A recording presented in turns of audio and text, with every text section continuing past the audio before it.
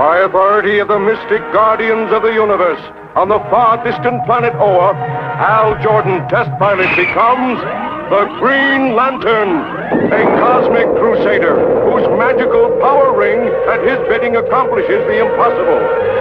In his continuing fight against interplanetary evil, Green Lantern, Guardian of the Galaxy.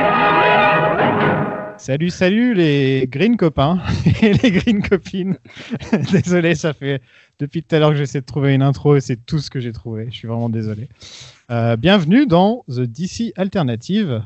En ce moment, avec le confinement, on a décidé de faire un peu les films oubliés de DC et de Marvel. Et oubliables. Surtout, ouais. Je suis Sofiane. Avec moi, Paramax. Salut à tous. Et Zoltan Jordan. Ah, ça va, ça passe. C'est cool. Attends, il n'y avait rien d'autre. Hein. Sérieusement, les gars. C'est clair. Ouais, donc on va parler de Green Lantern. Avant de commencer, comme on avait fait avec Daredevil, qu'est-ce que vous pensez des comics Green Lantern, du personnage en général, dans les dessins animés, etc., etc. Qu'est-ce que vous en pensez ? Vas-y, Max. Ouais, bah moi, ça sera plutôt, je serais plutôt, je pense, le moins connaisseur de vous trois. J'avoue que Green Lantern, c'est un perso que je connais moins et qui m'a vraiment moins intéressé. Mais après, j'en ai lu pas mal, surtout les plus connus et les meilleurs runs, en fait. Et moi, j'aime bien, mais c'est pas un personnage qui m'attire passionnément, quoi. Voilà. Moi, je pense que je suis encore moins connaisseur que toi, pour le coup. C'est vraiment le perso que je connais, mais pas du tout. J'ai rien lu de particulier sur lui indépendamment. Je l'ai juste vu dans les dessins animés où il faisait partie de la Justice League. Bah, après, sur le papier, l'idée d'un espèce de shérif de l'espace, bon, pourquoi pas. L'idée d'un mec qui a des pouvoirs magiques, qui peut créer ce qu'il veut s'il y pense, ça paraît plutôt être une bonne idée. Après, faut de l'imagination pour en faire un bon super-héros. Mais après, ça paraît ça paraît hyper anachronique en fait comme héros. C'est-à-dire d'être le truc, à l'heure actuelle, ça a l'air de véhiculer aucune problématique qui peut nous intéresser, en fait. Enfin, tu sais, c'est très primaire, quoi. Juste, t'es un gentil qui combat les méchants, quoi. Enfin, ça fait vraiment le sketch de Bioman des Inconnus, quoi. Donc, au final, bah, je me demande s'il y a vraiment un truc hyper passionnant à faire avec ce perso. Vu que je le connais pas, je sais pas. En tout cas, le peu de fois que je l'ai vu m'a rarement fasciné. En SF, il y a de très bons trucs à faire, mais après, c'est vrai que ça reste pas facile d'accès en plus comme univers, je trouve. Et toi, Sofiane, du coup ? Bah, moi, j'aime bien. Ouais. Ouais. Surtout parce que j'adorais Justice League, là, le dessin animé, et Justice League Unlimited, et c'était Jon Stewart, le personnage, à cette époque-là. Et j'aimais bien ce personnage-là, et je trouvais ça intéressant. En fait, je trouve que en comics, c'est un peu le personnage qui est fait pour les comics. Tu vois ? C'est vraiment le truc... En plus, bon, maintenant, ils ont... avant, tu avais juste Green Lantern Corps, tu avais juste Yellow Corps, et c'est tout, quoi. Maintenant, il y a vraiment 5 ou 6 couleurs, là, je ne sais plus exactement lesquelles. Dans les comics, je me suis surtout retrouvé à les lire à l'époque où c'était Blackest Night, où ils avaient même ressuscité Batman, etc. Avec... où en gros, c'était l'anneau noir, tu vois, qui était donné qu'aux morts.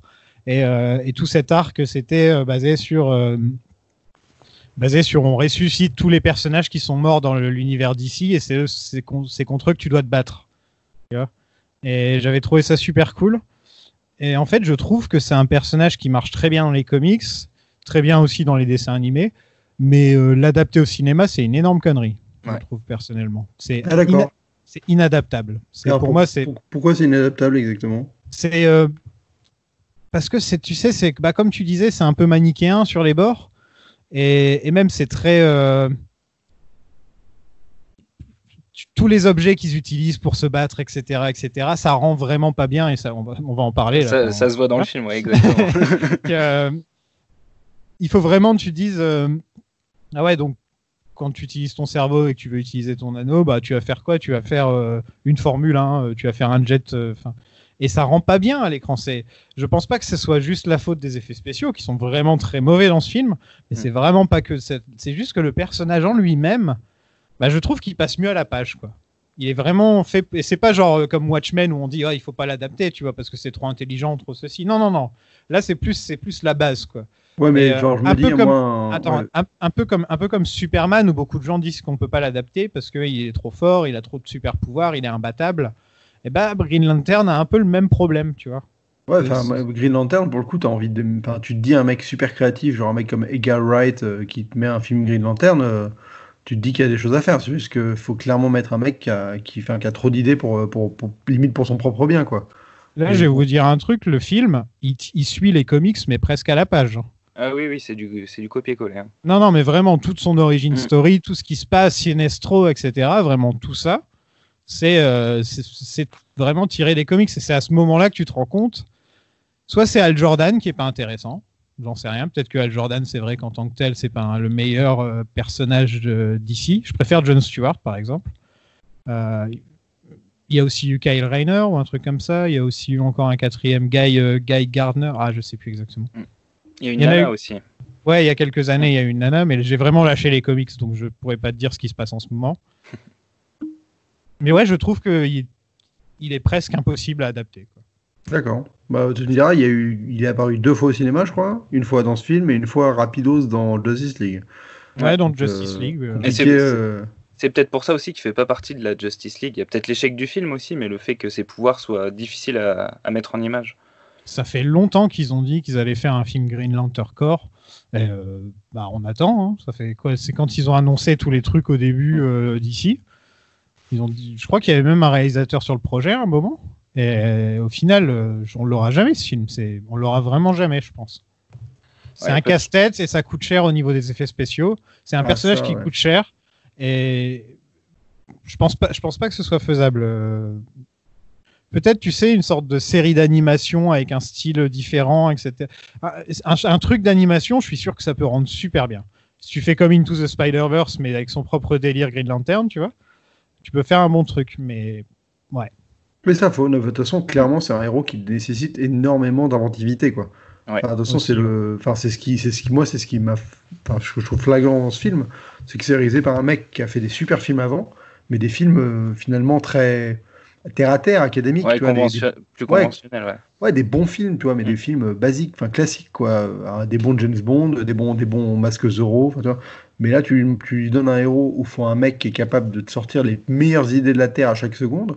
Et c'est juste à chaque fois, je me dis, mais ah, ok, t'avais pas plus d'idées que le mec qui fait apparaître un marteau, quoi. Ah, d'accord, ok. Tu vois, t'es déprimé, quoi.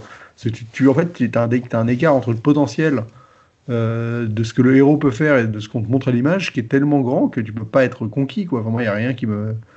Après, il y a aussi le délire du will. Comment il traduit ça en français ? La volonté. La volonté, ouais. Ouais. La volonté contre la peur, contre ceci, contre cela. Enfin, tu vois, c'est très. Il faut avoir de la volonté pour avoir l'anneau. Donc, si, je sais pas, un jour tu te lèves un peu fatigué le matin, tu peux pas mettre l'anneau, par exemple, parce que t'as pas la volonté de sortir du lit. Donc, t'as pas... Ouais, et aussi, et l'anneau de la peur, comment ça marche ? Il faut que tu aies peur, il faut que. Enfin, tu vois, il faut que tu aies peur tout le temps pour porter l'anneau de la peur. Enfin, j'arrive pas à vraiment. Je trouve qu'au cinéma, ça passe pas, quoi. Sauf si on fait un truc pour les enfants. Tu vois ? Parce que vraiment, on décide de faire un truc pour les enfants. En animation, ça marche très bien, hein, tu le disais tout à l'heure. Ouais. Ouais. En 1997, la Warner a approché Kevin Smith pour le projet. Bah, lui, ça aurait été intéressant, par exemple. Parce que même si c'est pas un grand mec visuel, au moins, c'est un mec qui. Il a des idées. Qui a des idées, quoi. Il a refusé parce qu'il pensait ne pas être assez bon pour le faire. Bah, voilà, assez bon réalisateur. Il a pas tort. Ensuite, ils ont offert le projet à Quentin Tarantino. Ça s'est pas fait, bien sûr, mais j'ose imaginer. Ouais. Je me demande qui il aurait pris en. Qui se serait retrouvé en Green Lantern, quoi. Ouais, Jordan. Ouais. Bah, DiCaprio, peut-être. Hein. Ouais, c'était l'époque Titanic après. Ouais. En 2000. Ah oui, c'était plutôt, effectivement. En 2004, le film écrit par Robert Smigel aurait été une comédie d'action avec Jack Black. En vrai, c'était ça le film en 2004. Ah, là, c'est dans la belle lignée des 4 Fantastiques et de Daredevil, enfin des films. Ouais. Là, ça, l'époque comique, quoi. Ouais. Après avoir écrit son scénario pour Batman Begins, il a impressionné la Warner. David S. Goyer a lui aussi refusé le projet. Donc on a vraiment eu du monde sur le truc. Ensuite, on a eu Greg Berlanti, qui, vous savez qui c'est ? Non. C'est le mec qui s'occupe du Arrowverse de nos jours. Ah oui, bah oui.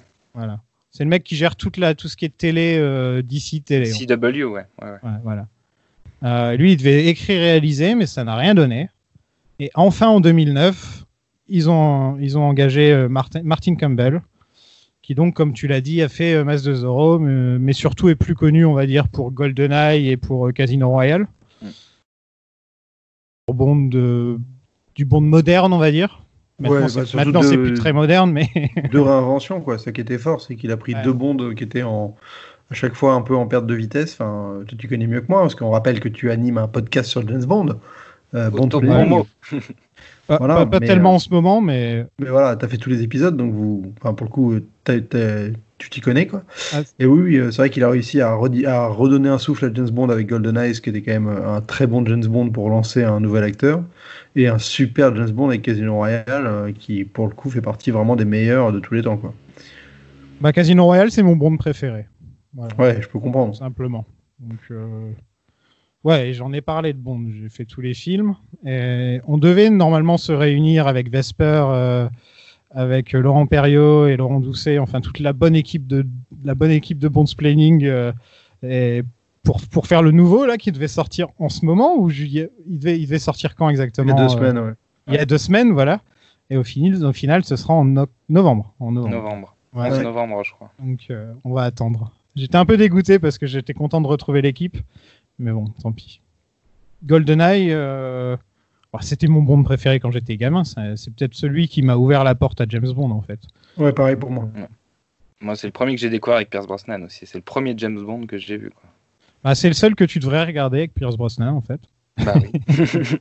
Non, allez, le deuxième est... le deuxième est pas trop mal. Voilà, j'allais le dire. Le deuxième est pas mal. Ouais. Et le quatrième est à mourir de rire. Oui. Si tu veux du bon nanar, regarde le quatrième. Le quatrième est quand même Enfin, James Bond a une voiture invisible, mais le méchant a un détecteur de voiture invisible. Ça, c'est quelque chose que je trouve extraordinaire. Le premier choix les premiers choix pour le rôle de Hal, c'était Bradley Cooper, Jared Leto, Justin Timberlake et enfin Ryan Reynolds. Voilà. Ouais. J'aurais préféré Bradley Cooper dans la liste. Bradley Cooper, ouais. Début 2010, là, ça pouvait être pas mal. Hein. Ouais, il avait fait Limited, Limitless à l'époque. Limitless, ouais, exact. C'était un peu son film de super-héros d'une certaine manière. Jamais vu. Il prend des pills. Ryan Reynolds dira plus tard, on avait un poster, mais on n'avait pas de script. ça m'a fait rire. Enfin, il dira bien plus de choses, Ryan Reynolds. Il l'a bien dégommé à posteriori, quand même. Ouais, on peut le dire, on peut le dire dans Deadpool, par exemple, où il y a 3 ou 4 blagues dans le film, au moins, sur le sujet. Il dit, je veux pas de costume vert animé. Je veux pas de costume vert animé. Et dans le 2, non, il y a même la scène post-générique, il remonte dans le temps pour se buter. Se buter dans le film, ouais. Se buter avant qu'il signe le scénario, avant qu'il signe le contrat. Ah oui, exact, oui. Donc voilà. Bon, on en reparlera de Ryan Reynolds dans ce film. Hein. Il y a des choses à dire. Mais c'est surtout qu'à l'époque, dès qu'il allait dans un film de super-héros, c'était quasiment tout le temps un truc pourri, quoi. T'avais Blade Trinity, X-Men Origins Wolverine et la Green Lantern, quoi. Il porte la poisse jusqu'à ce qu'il décide de faire son propre film, en fait. C'est vraiment... il s'est accroché à Deadpool et il l'a eu, quoi. Ouais. Non, c'est fou, parce que c'est vrai que ces années 2000, elles sont ignobles, quoi. Enfin, c'est vraiment...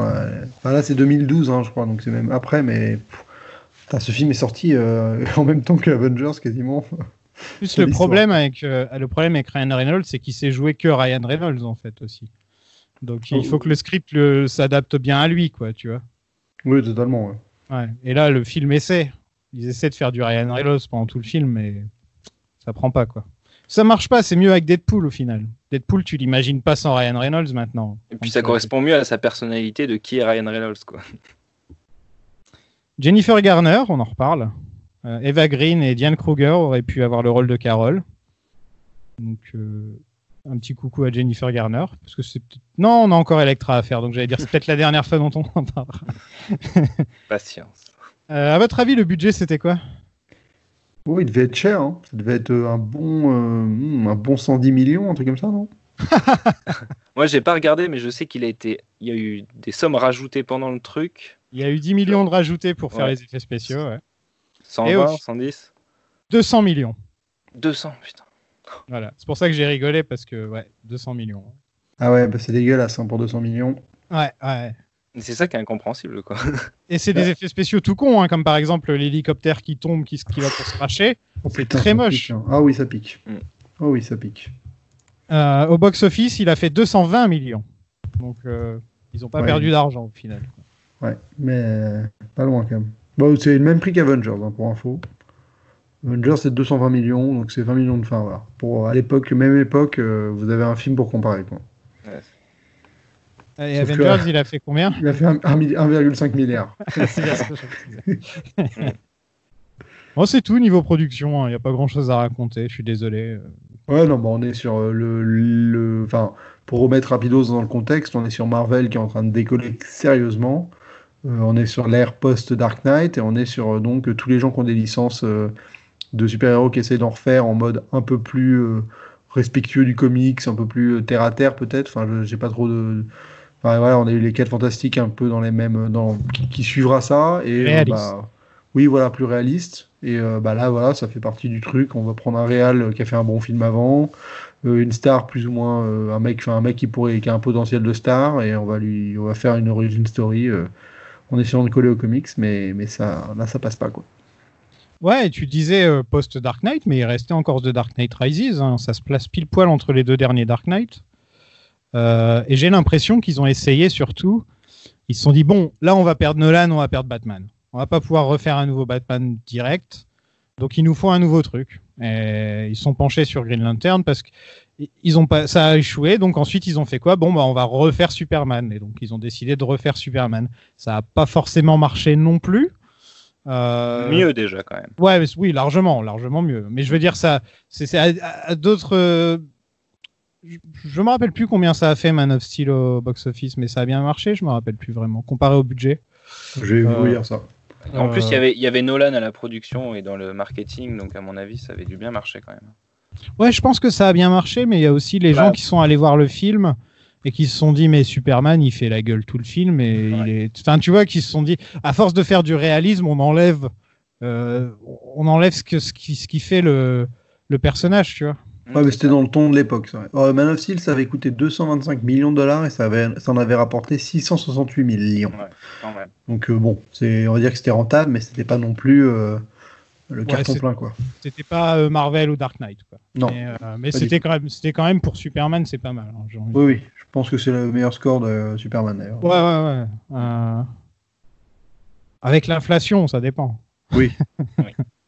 Par contre, Sofiane, avant qu'on commence, je suis quand même surpris que tu nous aies pas fait le point people. Hein.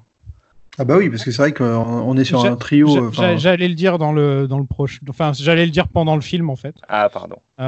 Oui, donc Blake Lively, qui est donc l'actrice qui joue Carol, que vous connaissez sûrement pour Gossip Girl, si vous devez la connaître pour quelque chose. Elle est mariée avec Ryan Reynolds. De nos jours, ils sont encore mariés d'ailleurs. Ouais, oui. Ils se sont rencontrés sur le tournage donc. Et lui, il était marié à Black Widow avant. Il était marié à Scarlett Johansson. Mais alors, je me suis rendu compte qu'on était sur le troisième couple d'affilée, enfin, le troisième couple créé par un film de super-héros entre Spider-Man avec Andrew Garfield et Emma Stone, Ben Affleck et Jennifer Garner et eux deux, bah, ça fait quand même le super-héros. Dès que tu joues un truc, il se passe un truc, quoi. C'est surtout que là, on enchaîne deux, quoi. Là, c'est vraiment, on vient d'en enchaîner. C'est les deux derniers films qu'on a fait. Il y a un couple qui a survécu et l'autre qui a pas survécu, donc voilà. Tant mieux pour Ryan Reynolds ils ont pas l'alchimie de Jennifer Garner et de Ben Affleck dans ce film. Non, mais elle a pas le même rôle qu'Electra. C'est vrai, elle a pas le même genre. Il arrive à être encore moins intéressant, quoi. Elle a pas le même genre de nachos. Ouais. On passe au film. Allez, c'est parti. On a une voix off qui nous explique le concept des trucs et tout, narration de Geoffrey Rush, voilà, blablabla, il faut qu'on ait des anneaux. Et puis en fait, il y en a 9 qui ont été donnés aux nains, et puis Tu sais pas pourquoi il y a des nains d'un coup. Enfin, tu me diras, je sais pas pourquoi il y a tout ce que je vois là, non plus. Hein. Je veux dire, Cette intro de film est quand même sacrément moche déjà. Ah, c'est ignoble. Dès le début, c'est moche. Et pendant tout le film, je crois que la note que j'ai le plus fait, c'est moche, c'est moche, c'est moche, c'est moche. Moi aussi, je l'ai beaucoup noté, le c'est moche. Genre, c'est moche au point que des fois, j'avais la nausée, quoi. C'était vraiment moche. En plus, non, mais ce qui est horrible, c'est vraiment c'est cette intro qui, en fait, pendant 7 minutes, il n'y a que du CGI et ça tient pas la route, quoi. Enfin, c'est vraiment dégueu, quoi. Donc, ouais, et la direction artistique, je sais pas où elle est. Ils ont dû partir pisser au moment où le film a été tourné, j'en sais rien. Et même Galactus, c'était mieux, hein, celui des 4 Fantastiques. On t'enflamme pas non plus. ouais, vas-y mollo quand même. Abin Sur, qui est joué par Temuera Morrison, qui est donc Jango Fett dans les vieux Star Wars. C'est vrai, j'allais dire dans les nouveaux Star Wars, mais non, dans les vieux Star Wars. Mais pas les très vieux Star Wars. Il a enfermé le méchant, mais le méchant se réveille. Et donc, voilà, le méchant, il est pas content. Alors, on voit déjà le look de Parallax, là ? Oui. Alors, c'est un espèce de tête avec des dreadlocks volantes qui forment un nuage. Parallax, c'est une sorte de dragon dans les comics, hein, si je me trompe pas. Ouais, c'est une forme entité qui... Ouais. Mais non, enfin, je crois que c'est la même origin story avec cet ancien qui devient une espèce de force obscure. Là. La force noire. C'est pour ça qu'il a un gros... C'est pour ça que Hammond, il a un gros crâne. Ouais, moi j'ai noté pire design de méchant du 21e siècle. Et je pense que là on n'est pas loin. Hein. C'est pour ça que je disais que Galactus c'était mieux. Au moins Galactus c'était juste un nuage quoi. Là il y a cette espèce de tête ignoble avec des dreadlocks.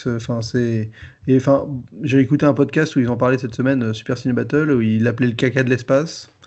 Et j'avoue que. Je vais te dire un truc. Tu dis que c'est le pire design de méchant. Moi je vais te dire que c'est le pire film qu'on a vu dans le podcast. Ah ouais, sur tous tes films de super-héros, je pense que c'est le pire. 65 films que j'ai vus, je pense que c'est le pire. Parce que les autres encore, on avait des choses à dire, on avait, tu vois, on avait mais il a pas de charme. Quelquefois c'est drôle, quelquefois il se passe. Mais là, j'avais l'impression de regarder un téléfilm de merde en fait, tu vois. Ouais, non, mais en fait, moi, ça fait partie de ces films où ça m'a rappelé un peu les 4 Fantastiques, le premier, pas celui de 90, mais le premier des 4 Fantastiques où t'attends tout le film, qu'il se passe des trucs, et en fait, il se passe rien. et tu sais, genre, tu te dis, ah, ça va être... Ah, non, ok, mais non, mais c'est quand même... Enfin, on parle d'un film où à un moment, ils te font miroiter une histoire de bague jaune qui va rentrer dans l'histoire et qui ne rentre jamais dans l'histoire, quand même. Et non. Non, mais tu vois, t'arrives à ce niveau où tu te dis, genre, t'es en train d'attendre un truc qui ne va jamais arriver, et t'enchaînes des moments insipides, inutiles. Donc, je suis un peu d'accord avec toi, c'est peut-être celui qui est... Enfin, moi, en fait, c'est ce que je déteste le plus, c'est les films... insipide quoi. Je veux dire, il est rien oubliable, à il a pas de charme ce film. Ouais, il a pas de charme, il est oubliable. Truc, quoi.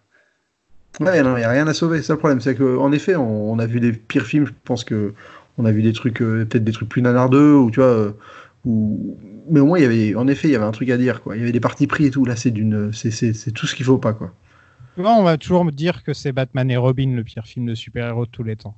Ah ouais, mais tu vois, Batman et Robin, 20 ans après, on en parle encore. Et puis même, il y a une vision, il y a un truc. Tu sais que la personne qui le fait est fascinée par quelque chose, que c'est sa passion, tu vois, il se passe quelque chose. En plus de vouloir vendre des jouets. Et ça aussi, ça compte. Là, mais ils veulent même pas compte. Vendre de jouets. Non, mais c'est vrai. Là, si, ils veulent vendre des Hot Wheels. C'est le seul truc qu'ils ont réussi à caler. Ouais, putain. C'est le seul truc genre qui te fait sortir de ton espèce d'apathie sur le film, le côté apathique où il se passe rien, tu te dis pourquoi il y a des Hot Wheels. Après, on avait aussi fait X-Men Origin Wolverine qui était pas mal niveau.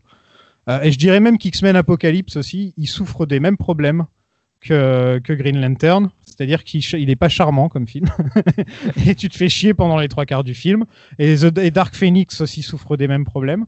Et je pense que ces 3-4 là, je les mettrais dans la même genre, voilà, pour moi, mon bas du classement. Tu vois. Mais après, tu vois, les X-Men, t'as un chouïa d'affection pour les personnages, au moins certains, tu vois, les anciens, les nouveaux. Enfin, il y a quand même 2-3 trucs qui font que ça te plaît quand même un chouïa, quoi. Là, tu découvres, même, ça va trop vite. T'as genre X-Men Wolverine Origin, rien que la séquence où il meurt, enfin où il fait toutes les guerres, rien que ça déjà, ça sauve le film par rapport à celui-là, quoi. Je veux dire, t'as une séquence où tu peux te dire, ah ouais, il y avait une idée. Là, il y a rien tout le long, quoi. C'est un enchaînement d'horreur. Mais je te propose, un jour, ce serait cool qu'on fasse une tier list de tous les films de super-héros, Sofiane, pour voir un peu où on se situe tous. Ce sera un bon épisode à faire. Une bonne idée, ouais. Quand je vais dire Man of Steel et Batman v Superman dans le rang F, je pense que je vais me faire beaucoup d'amis. On rencontre Sinestro, qui est joué par Mark Strong, qui est un peu le mec qui se retrouvait toujours dans les fan castings à l'époque de tous les films du monde. C'est-à-dire, ah ouais, en méchant de James Bond, ah ouais, en ceci, ah, en cela. Mark Strong, toujours. Et là, il se retrouvait dans le rôle de Sinestro, qui, avec un nom pareil, il peut être que gentil. Évidemment. Non, mais ça, encore une fois, un truc très comics, quoi. Moi, le mec qui vient me voir, bonjour, je suis sinistre. Mais pour le coup, il le reste plus ou moins, ça va, quoi. C'est un peu la seule bonne chose du film, hein, Sinestro. Oui. Hein, mais... il est pas mal. Non, il est pas convaincant. mal. Il est convaincant. Voilà, il est pas mal, je trouve. Mais c'est sous-exploité en plus. Donc, ouais. Donc Abinsur se dirige vers la Terre parce qu'ils expliquent pourquoi il a un... Je crois qu'il l'explique en plus. Pourquoi il est dans un vaisseau spatial alors que c'est Green Lantern. Ah non, il l'explique pas, ça. Pourquoi? Ça, je sais pas. C'était le premier comics, hein, ça, où il se crache. Tout ce qui est origin story, là, ça vient vraiment du comics. Mais, enfin, pourquoi est-ce qu'il est Green Lantern? Pourquoi est-ce qu'il a un vaisseau spatial? Bref. Parce qu'il avait envie de se faire cuire des œufs dans l'espace. Donc il a besoin d'une cuisine, et pour avoir une cuisine, il faut avoir un vaisseau. Ouais, voilà. Je cherche des théories, moi. Tu m'en voudras pas. Ouais, pour ramener des filles aussi. Ah, c'est vrai. Comme, belle transition. Comme Hal Jordan qui se réveille avec une fille dans son lit. Ah, magnifique. Un peu comme ça m'a fait penser à Star-Lord un peu. C'est un peu le même genre de... Voilà. Bah, c'est exactement ça qu'ils essaient de créer, sauf que ça passe pas du tout, quoi. Ou le remake de Star Trek faisait exactement la même chose aussi. Oui, aussi, ouais, c'est vrai. Ah oui, c'est vrai. Le personnage du mec qui dit pas au revoir aux filles avant de partir, c'est vraiment devenu un trope. Ah, mais totalement. C'est vrai que c'est 3 fois le même perso. Les 3, c'est 3 fois exactement les mêmes persos, quoi. Avec en plus le trauma paternel et tout. Et c'est des têtes brûlées. Et c'est des têtes brûlées aussi, ouais. Ah oui, mais c'est littéralement le même perso, les 3. Je me rends compte. Donc ils foncent faire Ferris Airlines, où ils ont un drone géant, mais ça on s'en fout, hein, on peut le dire. Taika Waititi est là. Attends, si tu commences à dire ça on s'en fout, tu vas passer directement à la fin. Ah mais non, mais j'en ai rien à foutre. Hein. Si l'épisode il dure 45 minutes, c'est comme ça. Hein. C'est pas mon problème. Non, mais je vais vous le dire là, parce que autant sur Daredevil on a fait 2 heures, les gars. Là, ça va pas durer 2 heures, hein, je vous préviens. Si ça commence à durer 2 heures, j'arrête l'épisode comme ça. Moi, ce que j'aime bien, c'est que la meilleure idée qu'ils ont eue pour montrer que c'est un mec qui avait pas peur, c'est un mec qui emballe un cadeau au volant, quoi. Voilà. Tu veux montrer que ton personnage c'est un casse-cou, bah tu lui fais emballer un cadeau pendant qu'il conduit. D'ailleurs, on voit sa famille, mais on les revoit plus jamais dans le reste du film. J'ai pas compris pourquoi ils étaient là à un moment. Oui, son frère, enfin c'est deux. Allez, va parler au petit Timmy. Ok, je vais parler à petit Timmy, et puis ensuite on le revoit plus jamais, petit Timmy. Non mais tu sais, ça fait partie de ces trucs dans ce film où en fait voilà, tout est sous-exploité, quoi. Tout est sous-exploité. En fait c'est ça pour moi le film, c'est un film qui sous-exploite tout ce qu'il peut essayer d'exploiter. Donc ça fait que ça décolle jamais, quoi. C'est un film qui reste au sol tout le long, quoi. Et du coup, il y a Taika Waititi quand même. Ouais, il y a Taika qui est là et qui joue le rôle du mec de IT Crowd. Ouais. Enfin voilà, ils l'ont même coiffé pareil. J'étais là, je suis putain, ils se sont pas fait chier. En fait, ils ont pas dû réussir à l'obtenir. Cet acteur là, comment il s'appelle, Richard Ayoade, c'est ça, hein, je crois. Ouais, c'est lui. Ouais. Et ils ont pas réussi à l'obtenir, alors ils ont pris Taika Waititi et ils l'ont déguisé. C'est vraiment.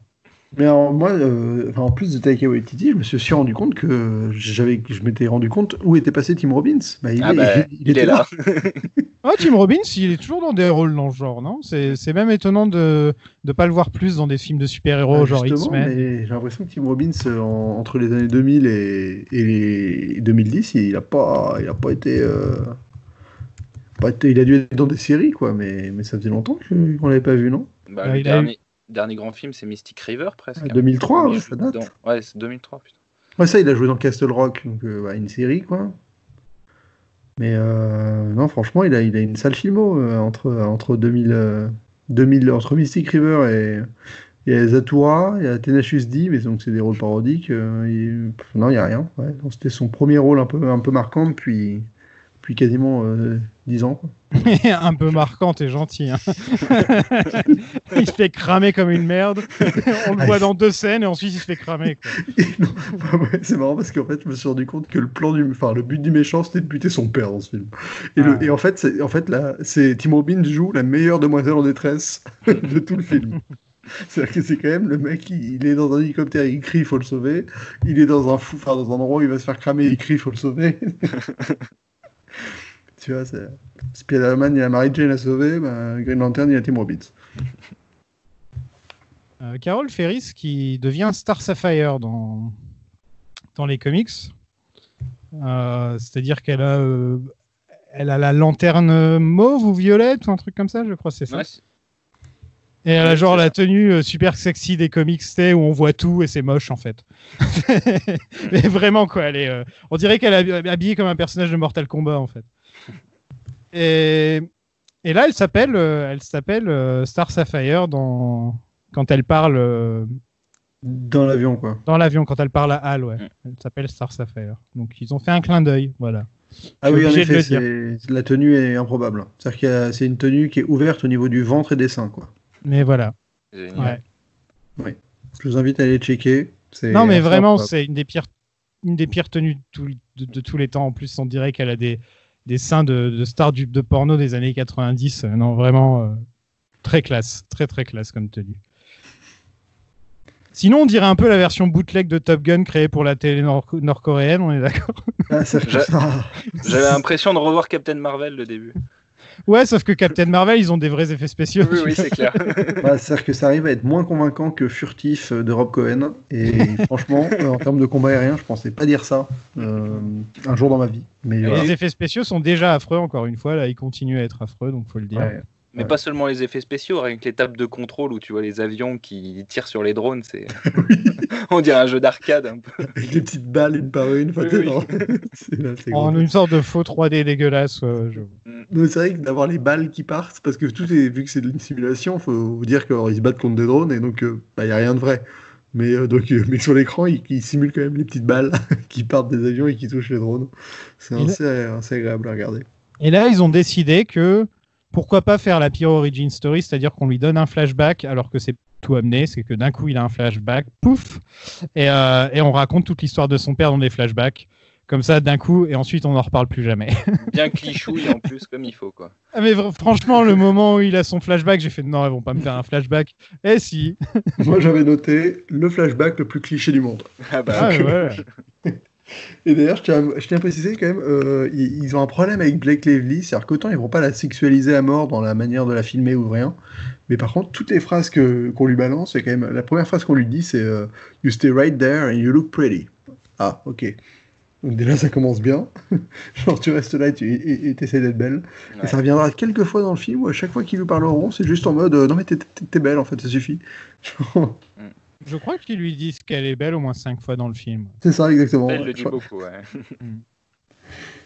Donc il crache l'avion, blablabla, blablabla, tout le monde l'engueule, on rencontre sa famille, on les revoit plus jamais après, donc on peut passer à autre chose. Il y a Minsour qui arrive sur Terre quand même. Ouais, là, Minsour arrive, l'anneau le choisit et il l'embarque. Abinsour meurt, il révèle qu'il a pas de pénis. C'est la première chose qu'il fait.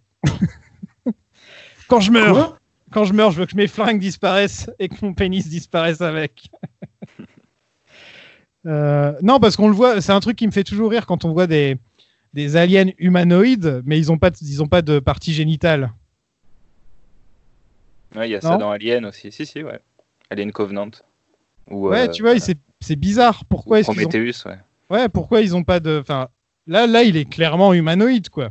Il a une bouche, il a un nez, il a des oreilles. Pourquoi il a pas de partie génitale? Comment ils font? Voilà. Zoltan, t'as rien à dire là-dessus? Bah, je sais pourquoi. Mais bon, je vous le dirai. Enfin, vous allez être déçus, quoi. Non, ils peuvent pas le montrer, mais à ce moment-là, tu montres pas tu fais un plan pour qu'on le voit pas. Ouais, je crois que sur Prometheus, j'ai pas envie de dire de conneries, mais je crois qu'ils portent des slips à chaque fois. Ah ouais. C'est précis, je sais plus, peut-être. Heureusement que nos créateurs qui ont tout créé sur Terre, ils portent des slips, tu vois. C'est quand même une bonne chose. Ouais, mais je crois qu'ils en portent. Ouais. Et un petit panier. Ouais. Et sur la première séquence où il se déshabille dans Prometheus, je crois qu'on voit son cul et on voit pas sa tub, mais genre on voit pas qu'il a pas rien, quoi. Mais t'as peut-être raison, effectivement. Elle est super cette conversation, on devrait l'avoir à chaque épisode. À moi, dès que ça parle de bits d'aliens, je peux te dire, je pourrais créer un podcast sur les bits d'aliens, ça me dérangerait pas. L'armée débarque, ils sont sur le coup direct, donc ils récupèrent le corps de Babin Sur. Et là, on rencontre les Watchers du DC Universe, c'est-à-dire les gardiens. Ouais, il y a Sinestro qui va faire un tour chez Philippe Bouvard. C'est les grosses têtes. Pardon. Elle est pas mal. Ouais, mais les jeunes, ils comprendront pas, parce que maintenant, c'est Ruquier qui anime les grosses têtes. Question de Madame Jus. Oh, jus d'orange. Ouais, les jeunes, c'est bon. Vous retournez, allez sur YouTube et retrouvez les vieilles émissions des grosses têtes et écoutez-les toutes. Non, je déconne. Faites pas ça malheureux. Et ils sortirent du confinement dans une France des années 80. Donc Sinestro, il fait un speech, ça a l'air d'être un bon gars, Sinestro. D'ailleurs, pendant tout le film, on te fait croire que c'est un bon gars. Et on dirait que c'est un bon gars, il n'y a pas de moment... Un chouïa autoritaire, quand même. Mais... Ouais, mais bon, c'est normal, c'est un peu le chef. Ouais. Donc, Ouais. Moi, j'avais noté au passage quand même, il est pas drôle, Ryan, parce que on est à 25 minutes de film et Ryan n'a pas réussi à être drôle une seule fois. Je crois que j'ai pas ri du film. Non, mais il est pas très drôle. Hein. Il essaye pas beaucoup, mais le peu qu'il essaye, c'est ta gueule, quoi. Non, mais il a des problèmes de ton aussi. C'est-à-dire que les moments où il fait ses blagues, tu te dis non, mais pas maintenant. Enfin, il y a un gros problème de ton, le film. Il sait pas vraiment. Il a le cul entre deux chaises. C'est une sorte de comédie d'action, mais en même temps, c'est aussi de l'aventure et de la science-fiction. Enfin, ils savent pas vraiment ce qu'ils font, en fait. Du coup, c'est un peu plat. Ouais, voilà. L'armée recrute le docteur Hammond. Alors, on a la pire introduction, enfin, l'introduction la plus laborieuse de personnage. Ah, c'est terrible, hein. Et tu sais pas pourquoi tu filmes ce mec là, tu sais pas pourquoi t'es là. Enfin, ce mec là, tu te dis mais pourquoi? Aïe aïe aïe, c'est une catastrophe. Et il y a Amanda. Ah bah, pardon. Vas-y. Il y a Amanda Waller, du coup. Et ouais. La patronne de la Suicide Squad. Ouais, la patronne d'à peu près tous les trucs pourris du DC Universe. Dès qu'il y a des histoires bizarres et qu'il y a le gouvernement, tu sais qu'elle est là, quoi. En fait, c'est ça le truc. Et là, elle joue c'était une docteure avant d'être la badass que c'est maintenant. Moi, ce qui me fait marrer, c'est, enfin, je reviens un peu en arrière, mais ce que je trouve drôle, c'est qu'il se fait engueuler par sa famille quand même parce qu'il a planté son jet dans des essais là. Et je me suis dit, mais à quel moment l'armée communique à ce point-là sur leurs essais de pour que ta famille t'engueule en regardant les infos, tu sais. Genre l'armée, ils ont vraiment détaillé tout le truc qui s'était passé. Ils sont là, genre, ouais, t'es monté trop, on a vu ça, aux infos. Mais non, l'armée, ils vont pas tout balancer comme ça, aux infos. Quoi. Mais non, mais c'est une ruse. C'est une ruse parce qu'en fait, en même temps, ils ont trouvé des aliens. Et donc, ils se disent, si on parle de ça, on nous fera pas chier avec les aliens, tu vois. Ah non, mais je pense pas que c'était le plan du film. Je dis ça, mais... elle essaie d'activer l'anneau parce qu'il dit pas la phrase magique. Ouais. Un anneau pour les... Bon, d'accord, je la ferai pas. Et il est pas attachant, Al. Hein. C'est vraiment ça son problème, c'est qu'il t'a envie de lui mettre une claque et pas une seule fois tu te dis il est attachant parce qu'on parlait des exemples de Star-Lord et de Kirk, de Kirk. Ils ont quand même un côté attachant. Oui, l'évolution fonctionne, quoi. Ouais, c'est des bons personnages quand même dans le fond. Il y a autre chose que ça, quoi. Alors que lui, non, je sais pas, il y a un truc. T'as envie de lui mettre une droite, quoi. Enfin, il y a une tête à claque, quoi, une vraie tête à claque. Oui, et puis c'est ce côté un peu téméraire qui réfléchit, qui agit avant de réfléchir. Il marche pas trop là. Enfin, c'est. Mais là, franchement, c'était un calvaire. Cette espèce de séquence en montage alterné où tu vois le méchant qui dissèque l'alien et l'autre qui se bat avec sa lanterne. Non, mais tu te dis, oh putain, c'est comme ça que vous introduisez le méchant. Enfin, le mec, il sait pas plusieurs fois dans le film. Ah ouais, mais c'est horrible. Non, mais le côté parallèle entre. Parce que, en fait, bon, le film il raconte que Hal Jordan c'est un connard qui apprend à devenir une bonne personne, alors que Hammond c'est une bonne personne au début qui devient un connard. Donc en fait ils ont les trajectoires inversées. C'est ça un peu le délire. Et donc ils sont parallèles, et donc le film essaie pendant tout le film de faire des parallèles pour nous montrer à quel point en fait ils sont pas si différents l'un que l'autre, et ça marche pas quoi. Enfin non, ça marche pas. Comment il s'appelle l'acteur qui joue Peter Sarsgaard. Peter Sarsgaard, que je me rappelle surtout de lui pour Garden State, si je me trompe pas, et qu'il avait fait quoi quelques années avant déjà. Et même c'est un bon acteur, j'ai toujours trouvé assez bon. Il sera dans le prochain Batman. Ouais. Il joue un peu le rôle de Harvey Dent. On imagine d'Harvey Dent un peu. Ouais, enfin, c'est pas Harvey Dent, mais on pense que ça va devenir Harvey Dent. Ah ouais. Ok. J'espère que ça se passe pas il mieux joue que le cette fois. district attorney de Gotham. Ah ok, donc c'est pas forcément Harvey Dent. Non, c'est pour ça, mais bon. Non, Mais pour Harvey Dent, ils vont faire un... Ouais, je pense qu'ils vont prendre un casting un peu plus gros. Bien que tu me diras, là, les méchants qu'ils ont pris, à part Colin Farrell, c'est pas des grands noms. Paul Dano, bon, nous on le connaît, mais le public, est-ce qu'il connaît vraiment Paul Dano? Bah non, je pense que là, ils prennent pas. Si, Harvey Dent dans le film, non, mais c'est une bonne manière de faire un Harvey Dent qu'on n'attend pas. De prendre un mec comme ça, de pas lui donner le nom, de lui donner juste le poste. Bon, on verra quoi. Allez, c'est d'activer l'anneau. Oui. Je l'ai déjà dit. Donc il dit le serment. Ouais, il est comme ça, en fait, ça lui prend, il l'a. Voilà. Donc vous le savez, le serment? Pour là, je l'ai vu. Plus de tête, de jour comme de nuit, un truc comme ça. Dans les jours les plus heureux, les nuits les plus sombres, un truc comme ça, ça commence comme ça. J'entends Zoltan chercher derrière. Je meuble, Zoltan, je meuble. En plein jour, ou dans la nuit noire. Voilà. En plein jour ou dans la nuit n'échappe noire. à mon regard. Que ceux qui, devant le mal, se prosternent. Là, il y a le montage de l'autre séquence parce que j'ai le film devant moi. Donc là, il faut que j'attende que l'autre se fasse contaminer par Attends, la lumière. en plein jour ou dans la nuit noire, nul mal n'échappe à mon regard, que tous ceux qui, devant le mal, se prosternent, craignent la lumière des Green Lanterns. Exactement. Et donc, au même moment, il y a l'autre Sarsgaard, le Hammond, qui se fait mordre par la matière jaune restée dans le corps de l'alien.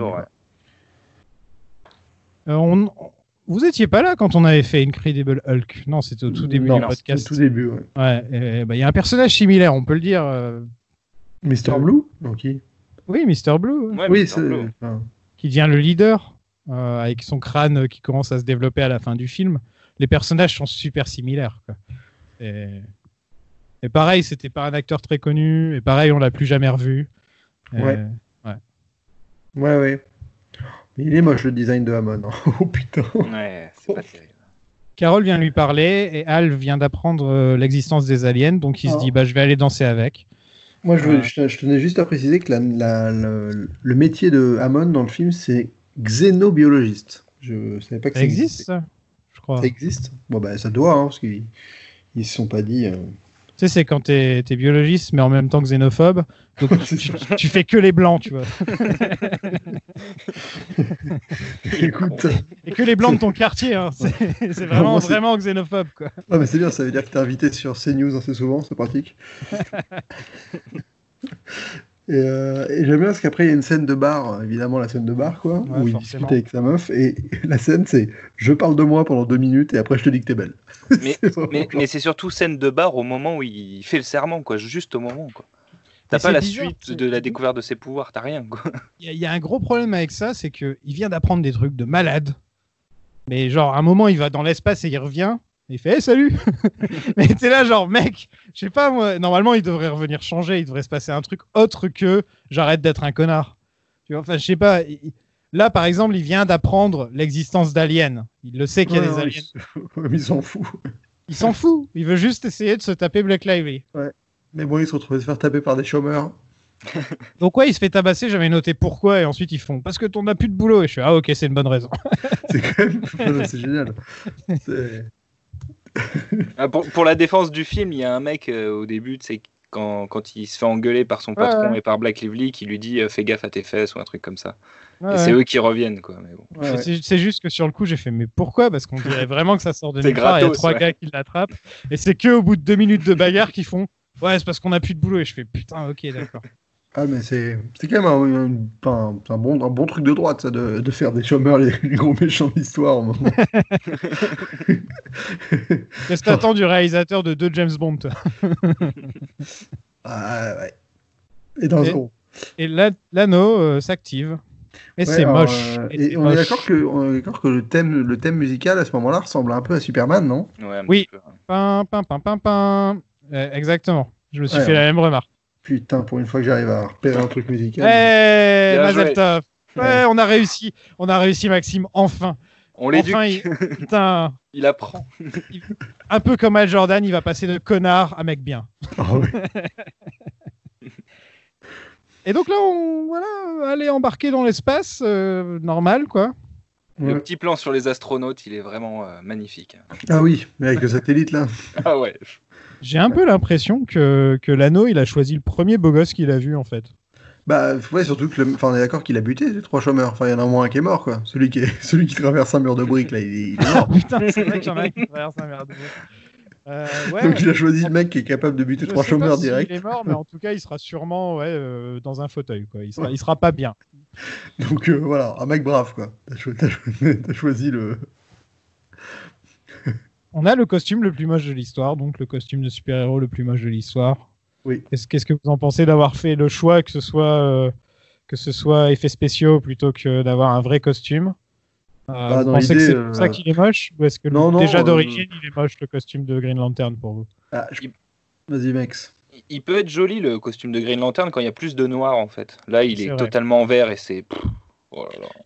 Ouais, non, je pense que les effets spéciaux, le problème c'est qu'ils sont pas toujours bien faits, donc c'est un problème. Mais par exemple, tu vois, l'armure d'Iron Man elle est majoritairement en CGI, ou même Spider-Man dans les Homecoming.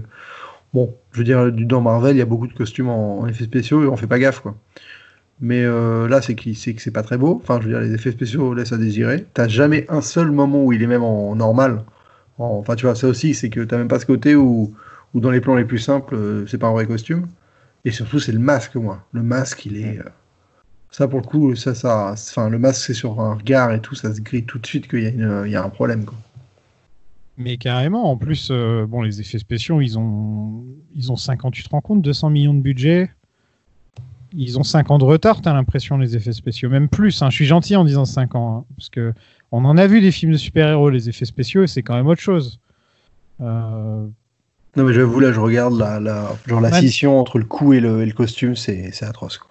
Man of Steel, il sort quand, par exemple? L'année d'après. Ouais. Ah putain, voilà, regarde la différence, quoi. Et il coûte à peu près pareil. Hein. Il coûte 20 millions de plus, ouais. C'est hallucinant, parce que bon, j'ai des problèmes avec Man of Steel, mais tout ce qui est effets spéciaux, etc., non, le film est vraiment bien. Tu poses pas la question, quoi. Non, voilà. On rencontre Thomas Ray, le poisson qui parle avec la voix de Geoffrey Rush. Et là, on a Exposition Centrale. Oh oui. Bonjour et bienvenue à Exposition Centrale. Veuillez laisser vos flashbacks ici. T'as vu cette ville aussi, c'est moche. Ah là, c'est terrible. Qu'est-ce qu'ils ont fait à OA, quoi? C'est moche. Déjà, quelle sorte de nom, tu vois? Ça marche dans les comics, tu lis OA, ça passe. Et d'un seul coup, tu dis bienvenue à OA. Quoi? Vous avez pas ça comment? 2 lettres, vous n'avez pas pu faire mieux que ça. Ce qui me fait trop marrer, c'est que dans cette séquence, donc le mec, quand même, il vient de traverser tout l'espace, il se réveille sur une planète inconnue, il parle à un poisson, enfin, tu vois, à peu près. Et là, il y a le poisson qui dit bon, allez, viens, on y va. Et il dit, on y va comment? Et le poisson, il dit, on y va en volant. Et là, il regarde le mec, il fait en volant? Connard, tu viens de traverser l'espace, comment t'arrives à être surpris? Enfin, je veux dire que tu pouvais pas être surpris avant d'autres trucs, là? C'est le truc le plus incroyable qu'on vient de te dire. Sinestro vient faire un discours dans la cave de Sion. Et il a l'air sympa pour un mec qui s'appelle Sinestro. On a Kilowog, on rencontre Kilowog, qui est un de mes lanternes préférées, une de mes lanternes préférées. Qui est joué par Michael Clarke Duncan, donc ça fait 2 films d'affilée qu'on fait Michael Clarke Duncan. C'est vrai. On voit pas beaucoup dans le film, il fait juste l'entraînement. Mais... Ouais, puis il a pas l'air d'être à fond non plus. Hein. Non, ouais, fatigué peut-être. Ouais, pareil, on en revient au sous-exploitage, hein. C'est des trucs tu t'attends à un moment qu'ils viennent tous ensemble l'aider, ou qu'il y a un truc, et en fait ça vient jamais, quoi. Et on voit pas l'écureuil lanterne non plus. Non, mais on n'en voit pas beaucoup au final des Green Lantern. On a l'impression d'en voir beaucoup, mais au final, ils s'attardent sur très peu. Personne il y a personne n'a relevé. Sur image, il y a pas mal de design quand même, mais bon. Personne n'a relevé que j'ai dit qu'il y avait un écureuil lanterne. Les mecs, je suis en train de regarder, il y a tout. Il y a une libellule, il y a un poisson. Mais il y a vraiment un écureuil lanterne. C'est un des personnages assez connus du lore, justement. Au cas où ça vous intéresse, au fait, c'est toujours très moche. Hein. C'est pas devenu beau, ouais. Voilà. Donc on a l'entraînement de Hal, un peu comme dans tous les films de super-héros, il y a l'entraînement, sauf que est-ce qu'il apprend quelque chose dans le... Enfin, il se bat, mais au final, il se prend des coups. Après, il y a Sinestro qui arrive et ils se battent. Et voilà, c'était ça son entraînement, en fait. Il apprend juste qu'en fait, faut qu'il réfléchisse à ce qu'il doit créer pour créer des trucs, quoi. Puis Sinestro vient juste pour lui dire « je t'aime pas ». Voilà. Non, s'il donne un coup de pied dans les couilles de l'autre. Kilowog, ouais. Et en fait, là, moi, je me suis surtout dit, là, ça commence, tu vois. Donc, là, il y a Kilowog qui lui envoie des rochers, lui, il crée des boucliers et tout. Et là, tu commences à te dire, genre, vous avez pas beaucoup d'idées, quoi. Enfin, je veux dire, c'est pas très fun ce que vous faites avec vos pouvoirs, quoi. C'est juste vraiment le premier truc auquel tu vas penser, quoi. Donc, à la limite, tu te dis au début, pourquoi pas. Mais le problème, c'est que ça restera comme ça tout le film, quoi. À un moment, il crée de l'eau. Oui, oui, en effet. En gros, il fait une chasse d'eau. Il fait une chasse d'eau. Dr. Hammond commence à entendre des voix et entendre les pensées des gens. On apprend que son père est méchant, que c'est un connard, donc Tim Robbins. Et ça, quand même, ça reviendra jamais. Enfin, je veux dire, il entend une seule fois les voix de son daron et c'est tout, quoi. Ah non, ça revient, ça. Il est avec un élève aussi, ouais. Ah oui, avec l'élève. Mais je veux dire, ça sert à rien, quoi. Avec un élève qui visiblement regarde le film parce qu'il sort une réplique putain, c'est tellement chiant. Et Hammond l'entend. Qu'est-ce que t'as dit? Les lanternes décident d'attaquer Parallax, mais ils se prennent tous des branlés, à part Sinestro qui est tranquille. On sait pas pourquoi il s'en sort, mais en plus on le voit juste là en train de flotter, de regarder tout le monde mourir. Pourquoi lui il le tire pas dessus? Bon, c'est pas expliqué, tu vois. Moi, ça m'a fait penser à la vallée de Dana. Cette séquence. Ok. Bah, il dit genre j'étais le seul debout de la tribu. Je sais pas, tu sais pas pourquoi, mais en tout cas, c'est le seul qui a survécu, quoi. Et même Hakim est mort, putain. Bah ouais, même le fils du forgeron. Évidemment. Quand mon regard s'est posé tout autour de moi, j'étais le seul debout de la tribu, voilà pourquoi. Sinestro vient tout raconter aux gardiens qui avouent que c'est de leur faute. Ouais. Oups. Si vous vous demandiez d'ailleurs, c'est toujours moche. C'est toujours moche. Ouais, non, mais faut le dire. Je suis désolé, faut le dire. Le design des gardiens, il est particulièrement hardcore. Je comprends pas ce que c'est. Ils ont une sorte de... Ils ont un double crâne, quoi. Ouais, ils ont une sorte de membrane bizarre reliée par des drôles de trucs. On dirait un peu une méduse. Ouais, c'est ça. Il y a un peu ce délire-là. Ouais. Et lui, donc, Sinestro, il veut combattre la peur par la peur. Voilà. Avec un anneau jaune. Il veut devenir force jaune. Ouais. Il y a un gros délire Sauron, quand même, pour créer l'anneau jaune. Hein. Cette espèce de rond avec des flammes dedans. Flamme doudoune. Putain, mais ce film. Parce que donc là, on est d'accord, on est à mi-chemin. On est à la moitié du film. Donc, ouais, mais t'inquiète, il me reste 3-4 notes. Hein, après, c'est fini. non, mais je veux dire, là, tu t'attends, tu te dis, bon, il y a le mec qui est supposé être le chef des gentils qui est en train de créer un anneau jaune. T'as un mec sur Terre qui est en train de partir en couille avec le truc jaune. T'as le grand méchant qui se bat dans l'espace. Bon, ça fait un espèce de triangle de méchants qui va pouvoir être exploité, quoi. Mais non. Je me demandais, est-ce qu'il y a une seule chanson d'utiliser dans le film? Genre pas une chanson, pas de la musique. Ouais, pas de la musique originale. Une chanson, quoi. Non, je ne crois pas. Je suis pas sûr. Hein. Tu te rends compte? Ça va peut-être être un des rares podcasts. Il y a un mec qui chante. Il y a un mec qui chante à la soirée. Ouais, mais je veux dire, tu vois, il y a pas un petit moment montage, blablabla, ou un truc comme ça où on met de la musique. Ah non. Donc ça veut dire qu'il n'y aura pas de chanson à la fin du podcast. Voilà. Peut-être la première fois, tiens. Bah, bravo Ryan Reynolds, j'espère que t'es content. Hal va à une soirée, alors qu'il vient de se battre dans l'espace. Je sais même plus comment il s'est retrouvé là, d'ailleurs. Mais en fait, oui, il dit « je rentre chez moi ». Ok, allez, salut les gars. Allez, tchuss les losers. Et il va sur son... Ouais, il y a une scène entre Carol et Hammond qui est super bizarre. Ah oui, parce que moi au début, j'ai cru qu'ils étaient... J'avais pas fait gaffe au père de Carol, je pensais qu'ils étaient frères. Et en fait, non, évidemment, ils sont... Enfin, le mec est jaloux parce qu'il veut se la faire, quoi. Mais ils se connaissent tous en fait depuis tout petit, quoi. En gros, c'est ça l'idée, quoi. Ouais, il connaît même Al Jordan depuis tout petit, mais bon, ça mène à rien, quoi. Non, ça mène à rien. C'est sous-exploité à mort. Amon Bon, essaie de elle, tuer Black son TV, père. on lui dit encore qu'elle est bonne. Première phrase qu'on lui dit en arrivant. Ouais. Al, ils savent tout le monde. Et là, il y a un hélico en effets spéciaux qui est. Ah oui, celui-là, il est. Je crois que c'est le plus moche des effets spéciaux que j'ai vu dans un film de super-héros à 200 millions de dollars. C'est hallucinant. Mais il est parti où en fait le budget? Mais dans le costume, parce qu'ils l'ont mis dans tout le film. Ah, donc là, on a Tim Robbins, Demoiselle en détresse, acte 1. Attends, il y a Al Jordan qui fait un circuit pour sauver tout le monde quand même. Ouais, et alors, vous savez que ça avait été annoncé dans le film. Hein, oui, parce que, dans la chambre de Tommy, là, avec le gamin, ouais. Il y a quand même un circuit de Hot Wheels. Quoi. Ouais, mais même quoi. Il met des roues pour que ça aille plus vite avec un moteur. Non, mais il y a tout qui va pas. Enfin, il y a rien qui va. Mais ça, c'est un placement de produit. Hein. Enfin, je pense que c'est clairement un placement de produit pour Hot Wheels. Donc la première fois qu'il utilise ses pouvoirs, c'est un placement de produit. Non, la première fois, c'est pour buter des chômeurs. Non, mais vraiment, là, où il fois, c'est vraiment devant les gens, quoi. Tu vois. Oui, c'est un placement de produit, je pense. Oh, putain, personne ne reconnaît Al alors qu'il était là 2 secondes avant avec la même coupe de cheveux, faut le dire. Ça, c'est très super-héros. Ouais, mais ça passe pas bien. Parce qu'en plus, ce qui passe pas bien, c'est qu'après, il y a la séquence où elle va s'en rendre compte.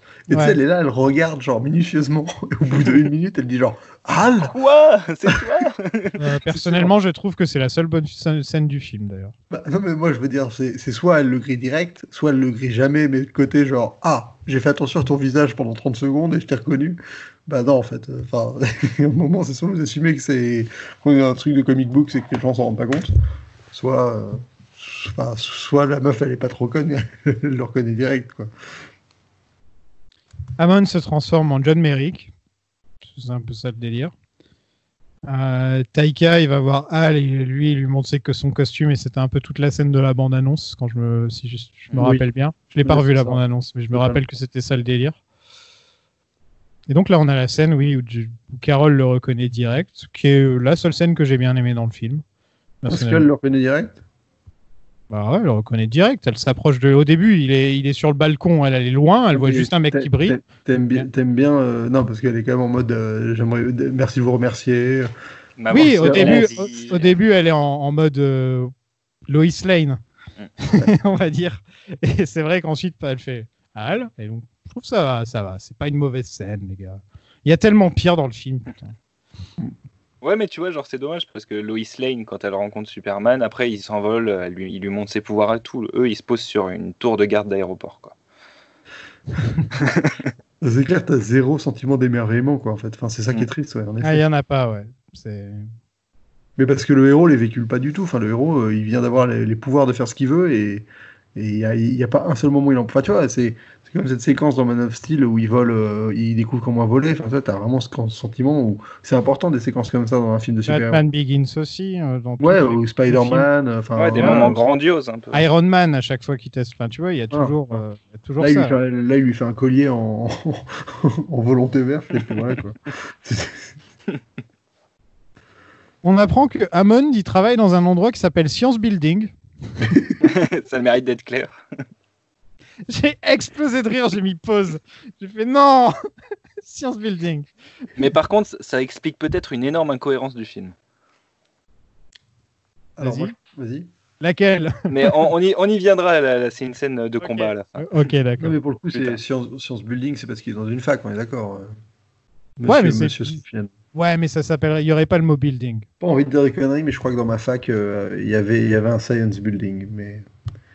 Ok, bon. Mais moi, juste pour t'emmerder. Ah, j'ai arrêté les cours à 16 ans, je peux pas les vérifier. Donc.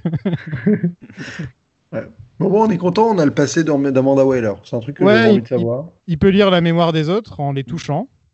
Ouais. Et là, j'ai noté, il se passe rien, putain. Il se passe rien, quoi. Enfin, il n'y a rien à noter. D'habitude, j'ai toujours des trucs à noter. Là, je me retrouve où il y a 3 scènes qui passent et je fais putain, j'ai rien noté. Pareil, moi, entre Hot Wheels et quasiment la fin, là, j'ai plus que 5 notes, là. Il y a une bagarre avec Al, il y a des bras mécaniques en CGI moche, mais à un point pas possible. Oui. Et donc Amon il tue son père avec des lance-flammes en gros. Il crame son daron. Voilà. Et si j'entends encore une fois le mot peur, je vais vomir quoi, parce que le mot peur il revient pendant presque dans toutes les scènes le mot peur et ils en parlent quoi. Et j'ai peur d'entendre à nouveau le mot peur quoi. Par contre, ils sont vraiment allés à fond hein, dans le design d'Amon, ils se sont fait kiffer. Hein. Ouais, le design d'Amon, tu trouves que c'est le pire de tous les temps, toi?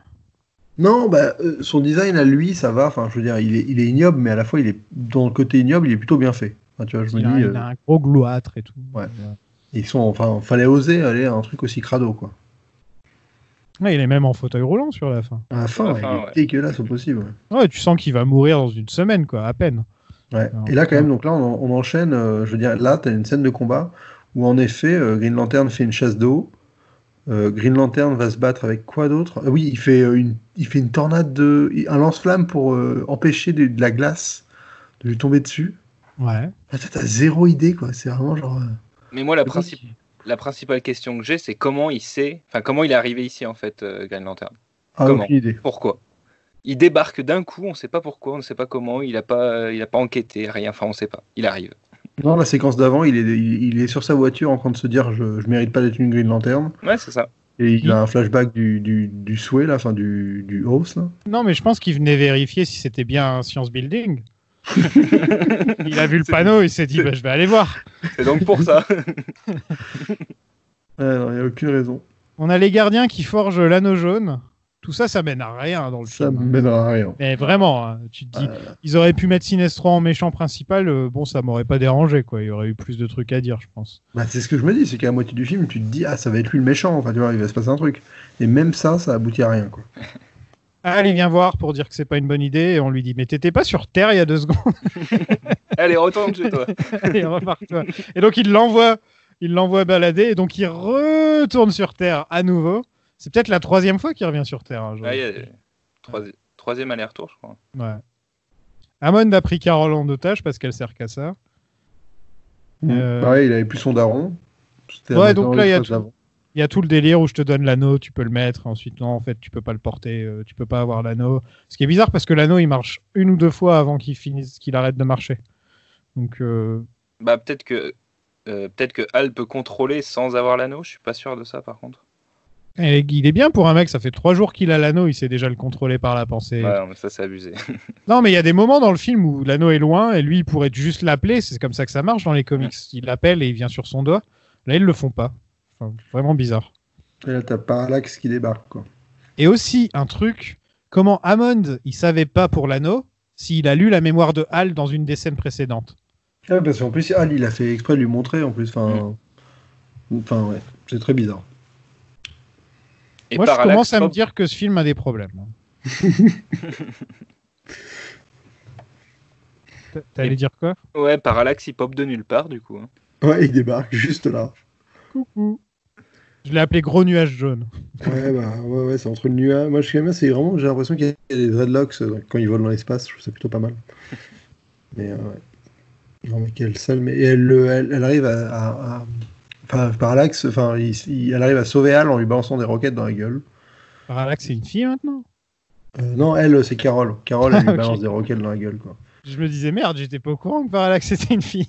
Mais c'est sûr. Là, tu vois, et là, tu te dis, genre, ok, on est sur. Et en fait, là, sans s'en rendre compte, on est arrivé sur le climax. Ouais, on y est, là, on est à la fin du film. Là, on est au climax. Mais je vais dire, j'ai vraiment 3 notes de plus, là. Mais c'est surtout que pour essayer de défoncer Parallax, il utilise une catapulte et des ressorts, quoi. Et il lui envoie des missiles aussi. Je sais pas si c'est une bonne idée, tu vois. Ouais, non, mais... tu vois, c'est les idées, quoi. Je veux dire, c'est ça qui est horrible, c'est que t'as un mec qui peut créer ce qu'il veut. Donc toi, en tant qu'auteur, t'as moyen de trouver des trucs géniaux. Et il trouve des missiles et une catapulte. Et... On a oublié de dire que Hammond était mort aussi, au passage. Reste in peace, Hammond. Mais c'est ça, putain, il crée une espèce de batterie anti-aérien, quoi. Non, il met des ressorts sous un camion. Enfin. Oui, c'est ça. En fait, pour faire sauter le camion et faire sauter et tirer dessus. C'est... Parallax tue quand même des milliers de personnes. Hein. Il tue presque toute la ville. Hein. Personne n'en parle, mais tu vois vraiment des gens se... Enfin, imagine comme c'est traumatisant quand t'es en train de courir dans la rue et qu'il y a des gens qui disent... Bah, ça me fait penser à War of the World. Oui, c'est La guerre des mondes. totalement, C'est le même délire, sauf que c'est mal filmé. Sauf que t'as pas le côté, genre, tu prends pas à la mesure de ce qui est en train de se passer, tu t'en fous, quoi. Non, voilà, ouais. Et je trouve, donc, tu parlais des gadgets un peu cartoonesques, genre les ressorts et les trucs comme ça, tu vois. Et je trouve que ça clash avec le film, ça clash avec tout, en fait. À chaque fois, tous les gadgets qu'ils utilisent.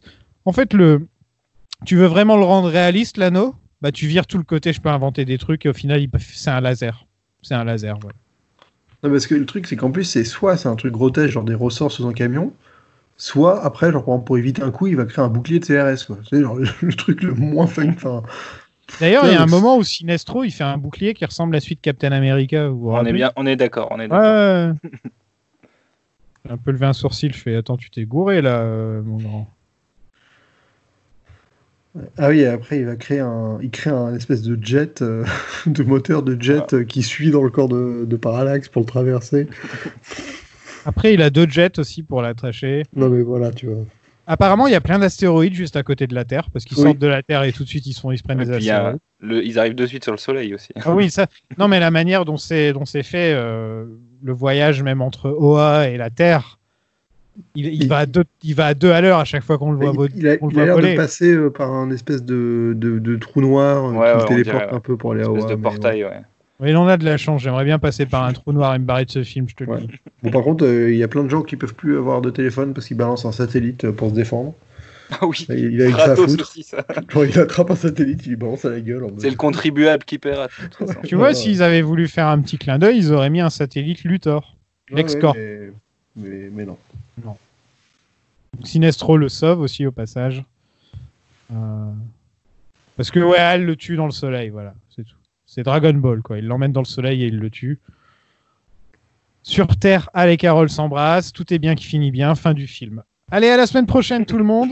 Il y a la scène post-générique. Non. C'est quoi la scène post-générique?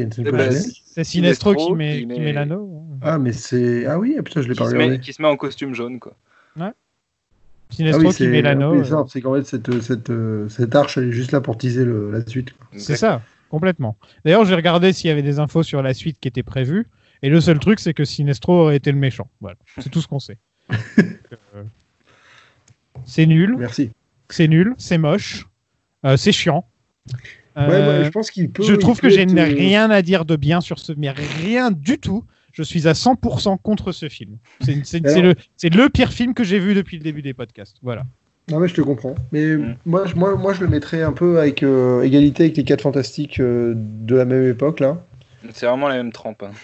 Ouais, il y a des trucs dans les 4 Fantastiques quand même que tu peux te dire par-ci par-là. Moi j'ai vraiment le même sentiment du film où je me dis mais putain mais en fait tout ça c'est, en fait ça devait faire un tiers de film en fait ce que vous m'avez raconté là. En fait le gros crime c'est le prix de ce film aussi. C'est pas possible de faire un film de 200 millions qui ressemble à ça. Putain, c'est pas possible, quoi. Je sais même pas comment les gars de la Warner, ils ont pu donner la green light, pardon. Bravo. Et non, mais c'est vrai, je comprends pas. Je comprends pas ce qui leur est passé par la tête. Comment tu peux dire, viens, on donne tout notre argent à Nolan, et en même temps faire ce genre de truc? Bah, écoute, je pense qu'ils comptaient sur le réal, hein. Enfin, tu vois, ils se sont dit, il va y arriver, le petit coco, là. Mais j'ai l'impression qu'il y a un peu trop de cerveau sur ce scénario, surtout. Okay. Vous savez quoi, les gars? Le pire, c'est qu'on n'a pas fait on a parlé de quelques mauvais films. Bon, Daredevil, il y a des gens qui vont dire qu'il est bien, etc. Et je suis d'accord avec eux. S'ils ont envie de l'aimer, ils l'aiment. Mais là, quand il y a des gens qui me disent j'aime Green Lantern, je comprends pas, quoi. Pour moi, si t'aimes Green Lantern, c'est que t'as vu qu'un seul autre film dans ta vie. Et je sais pas, c'était vraiment un très mauvais film. C'était Howard le Canard. Voilà. Non mais moi il y a des gens là vraiment sur Twitter, c'est vrai qu'il y a des gens, ils m'ont dit genre ils m'ont dit genre ouais je comprends pas pourquoi Green Lantern, comment vous pouvez aimer les films Marvel et pas aimer Green Lantern, c'est la même merde et tout. Et non, franchement non. Non. Je veux dire tu peux ne pas aimer Marvel parce que il y a plein de gens qui aiment pas Marvel parce que voilà, mais je veux dire les films Marvel ils sont tous bien écrits, il y a rien qui est aussi, à ce point-là en roue libre. Je veux dire le seul film Marvel qui peut ressembler un peu à celui-là c'est Iron Man 2 quoi. Là, il est cynique. Il est cynique, ce film aussi, Green Lantern, j'ai l'impression. Il y a une forme de cynisme dans ce film. C'est genre, venez, allez, on va essayer de se faire des sous avec les trucs de super-héros. Tu vois? C'est genre, il y a personne, ils se sont juste dit, bon, viens, on va suivre exactement les comics comme ça. Comme ça, les geeks qui sont à fond dans les comics, ils vont forcément aimer le film. En se disant que, en gros, nous autres, là, on n'a pas de goût. On sait pas reconnaître quand c'est de la merde, tu vois. Sous prétexte qu'on nous colle aux comics, on va pas reconnaître que c'est de la merde. Tu le sens que c'est fait en comité, ce film. Oui, ça, c'est un film d'exécutif, quoi. Il y a plein de gens au scénario, et moi, de ce que j'ai pu lire sur la production et tout, sur la post-production plutôt, la Warner était quand même bien présente, que ce soit au montage et sur le choix du costume aussi, il me semble. Que ce soit en CGI. Les cons.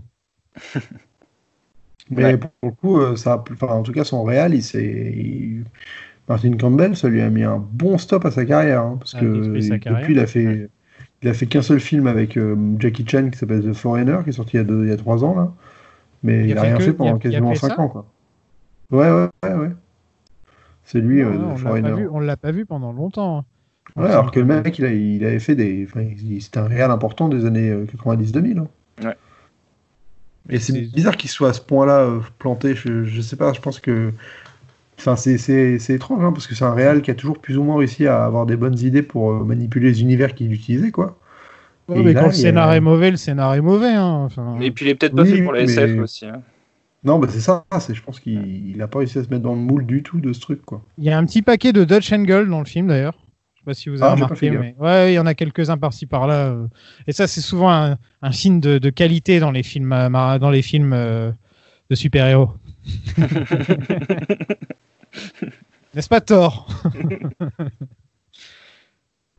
Voilà, on a fait le tour, les gars. Eh oui. Ouais, c'était rudasse. Hein. C'était rudasse, ouais. J'ai hâte qu'on fasse pour le coup, celui-là, c'est vrai qu'il va dans les 5 pires qu'on a vus, quoi. Ouais, franchement, il va dans les pires. Après, je disais, il y en a quelques-uns que j'ai quand même pas aimé. Mais par exemple, le pire des Batman, c'est à des années-lumière de ça, quoi. Tu vois. Pour moi. C'est qu'en fait, on en revient à ce qu'on disait au début, c'est que le pire des Batman, il est mauvais, mais parce que il va à fond dans un truc, quoi. Il a de la personnalité. Là, c'est moi, c'est ce qu'il y a de pire. Franchement, c'est les pires films, c'est ceux qui ont rien à défendre. Ouais, qui n'ont pas de personnalité, qui ont un côté, et puis il te prend de haut le film un peu, j'ai l'impression. Genre, tu vas aimer, ok, tu vas aimer. Qu'on te le dit plusieurs fois dans le film. Et vraiment, je l'ai vu, je l'ai vu en plusieurs fois la première fois que je l'ai vu parce que j'avais trouvé ça affreux forcément. Et c'était la première fois que je le revoyais là, donc. Je crois que c'est le même cas pour tous les trois. Hein. Ouais, pareil. Je m'étais dit, vas-y, on va peut-être. Je vais peut-être me marrer, voir des trucs que j'avais pas vu la première fois, mais que nini, il y avait rien. Ouais. Rien. Bon, il n'y a rien de nouveau dans les news. Ah si, Sam Raimi. Bien sûr que si. Voilà. Grosse news. Il y a Sam Raimi qui a été confirmé pour réaliser Doctor Strange 2 and the Truc of Madness. The Multiverse of Madness. Ouais, Multiverse of Madness. Qui est le seul film Marvel que j'attends. Voilà. Ouais, moi je suis pas très rassuré par cette info, mais écoute, je trouve ça improbable que Sam Raimi se retrouve là-dessus. Pourquoi pas. Ouais, non, mais j'espère qu'il va réussir à faire un truc bien. Hein. Mais, moi, je suis méga confiant, j'avoue. Ah ouais, parce que j'ai l'impression que Marvel, là, ils sont plus du tout dans une optique de... Enfin, c'est quand même chaud, parce que t'as Scott Derrickson qui se fait têche pour des différents artistiques, et tu vas prendre un réal qui a... Enfin, souvent, dans ce cas-là, tu mets une serpillière derrière, quand tu mets du Ron Howard pour Solo, genre de truc, tu vois. Je veux dire, tu mets un mec qui est capable de te faire le truc le plus bateau de la planète, et Sam Raimi, c'est l'inverse de ça. C'est vraiment le réal qui a toujours mis de la personnalité dans ce film. Mais c'est vraiment un film où j'ai l'impression que Marvel a envie de mettre des idées dedans quand même et de mettre des trucs qui changent un peu. Peut-être pas sur le côté horreur, hein, c'est ce qui était dit au début, visiblement ça sera pas ça, mais ils ont envie de tenter des trucs, je crois, avec ce film. Et avec Sam Raimi, en plus, c'est le moment, quoi. Je pense que Marvel et Kevin Feige, ils aimeraient bien faire de l'horreur, mais ils sont chez Disney, c'est pas possible, tu peux pas faire de l'horreur. Non, tu peux pas. À moins que tu ailles sous la Fox, quoi. Enfin, tu vois, que tu fasses un truc qui soit pas vraiment estampillé Disney, qui soit plus estampillé Fox. Mais le Marvel, il faut que ça vende, il faut que ça plaise, il faut que tu puisses faire une nouvelle attraction au Disneyland. Enfin, tu vois, il faut vraiment... tu peux pas faire un film d'horreur, c'est impossible pour eux de faire un film d'horreur. C'est comme là, ils vont récupérer les droits de Punisher, ils vont récupérer les droits de Daredevil, de Blade aussi, de Blade, mais ils vont rien faire avec, Je le vois déjà venir, quoi. Blade, c'est pas déjà casté? C'est pas déjà Si, Marcella si. Ali et tout? Si. Ouais, mais vous allez voir, ce sera pas. Non, bah c'est sûr, ça peut pas. Après, ils ont toujours été malins pour. Enfin, Feige, il a pas vraiment raté de personnage depuis le début, je trouve. Enfin, peut-être avec. Ouais, même pas. Enfin, Non, ça va, il a un bon record, le gars. donc j'attends d'être. Enfin, je veux dire, sur le cas de Blade, par exemple, j'attends de voir comment il manipule ce perso. Mais Sam Raimi, malgré ma méfiance, je suis content de le voir revenir à la réal, quoi, parce que ça faisait depuis Le Magicien d'Oz, là. Ouais, je crois que c'est ça, depuis Ça Oz. fait quasiment 7 ans qu'il a rien fait. Et ça commence à faire, quoi. Il a fait que j'ai vu passer ça sur Twitter avec l'actrice de Marvelous Mrs. Maisel. Il a fait une sorte de film Lifetime. Lifetime, c'est vraiment les téléfilms de merde. Où c'est sur une femme qui a un bras en or et qui décide de mourir plutôt que de se faire retirer son bras en or. Et j'ai juste vu quelques scènes sur quelqu'un qui filmait son écran sur Twitter là. Et c'était genre chérie, promets-moi quelque chose. Oui. Laisse-moi me faire enterrer avec mon bras en or. J'étais là, et je fais putain, qu'est-ce que c'est que cette énorme merde? Et dans les commentaires, je fais réalisé par Sam Raimi. Et donc je suis allé voir et oui, c'était réalisé par Sam Raimi. Donc c'est pas de l'humour ou quoi que ce soit. Hein. C'est un film sérieux, quoi. Sur une femme qui a un bras en or. On dirait C3PO son bras. Elle a le même genre de bras que C3PO. Est-ce qu'il aurait. Moi franchement, j'ai un peu peur que ce soit le réal qui a un peu perdu son mojo pour moi. Mais bon. Bah, c'est possible, ouais. Je pense que tu vois, il a passé le cap. C'est comme des mecs comme Ridley Scott, on peut dire. Enfin, ou Sam Raimi, ou même, tu vois, il y a plusieurs réals comme ça qui ont jamais réussi à vraiment revenir après avoir à ce point-là galéré ou après avoir fait des. Plus dans le coup, quoi. Par contre, je pense à un truc. On a eu le J. Jonah Jameson de Raimi dans le MCU. Il va faire un film sur les multivers. Tobey Maguire va être de retour, là. Ouais, là, on peut se dire que vraiment, ça ouvre la porte à certains trucs. Enfin, c'est ce qu'ils veulent, je pense aussi. Comme Tobey, Kirsten Dunst et toute l'équipe, quoi. Parce qu'ils ont deux nouveaux Spider-Man, hein, c'est ça l'histoire. De quoi? Ils ont deux nouveaux Spider-Man, hein, le MCU. Enfin, tu sais, il y avait une histoire comme quoi Pour un film, ouais. C'est ça, pour un film. Ouais, donc ils vont pas le faire apparaître là, quoi. Je sais pas si ça compte les apparitions rapides. Non, les apparitions, ça compte pas parce que dans Civil War, il y était sans avoir les droits de Sony. Ok. Civil War, ça s'était vraiment fait à la dernière minute. Je sais plus qui était l'autre choix. Je me rappelle plus. S'il n'y avait pas eu Spider-Man. Hein? Je veux dire, il devait y avoir un autre perso à la place de Spider-Man à la place. Bah, je pense, ouais, mais je me rappelle plus qui c'est. Ah ouais? Putain, je vois pas du tout qui ça aurait pu être. Ouais, merde. Ça se trouve, je le dis dans le podcast en plus, mais je m'en rappelle plus. Ouais. Bon, les gars, on se retrouve la semaine prochaine. On va continuer mon petit marathon confinement. Du coup, on laisse les auditeurs voter. Je laisse les auditeurs voter chaque semaine. Et donc, pour le prochain film, qui sera un film Marvel, puisqu'on alterne Marvel DC. Ah oui, c'est vrai que les gens ont voté. Ouais, et les gens ont voté pour Howard le Canard. Yes. Ouais, donc on va enfin le faire, après que je fasse cette blague à chaque fin d'épisode. On va enfin faire Howard le Canard. Et c'est fort possible que la semaine prochaine, on fasse un film pire que le précédent. alors qu'on était en train de dire que c'était le pire de tous les temps. Là, on va être vraiment... Sauf que justement, Howard le Canard, il y a... Il y a des choses autour. Il y a des trucs que tu vois jamais, que tu verras jamais ailleurs. Et il y a Tim Robbins aussi. Ah ouais? Tu vois, on a une sorte de fil rouge à chaque épisode. On passe d'un acteur. Enfin, tu vois, on garde toujours un acteur. On a eu Michael Clarke Duncan là. Et là, on va voir Tim Robbins pour passer dans le prochain. Et dans l'épisode d'après, ce sera DC. Et ça va se jouer entre Catwoman. Et je sais plus quels sont les deux autres choix. Il n'y avait pas X. Jonah X. T'avais pas mis ça? Ouais, je l'avais mis, mais non, faut pas abuser. J'ai Constantine, sinon c'était ça. Ah oui, c'est vrai, et Constantine. Voilà, ça va jouer entre Catwoman et Constantine. Mais ouais. Bon. Et d'ailleurs, je me demandais, genre là, il y a Bloodshot qui est sorti en VOD là. Ça fait partie des films on considère que c'est du comics ou non, vu que c'est variante, c'est trop éloigné de nous. Je sais pas ce que c'est.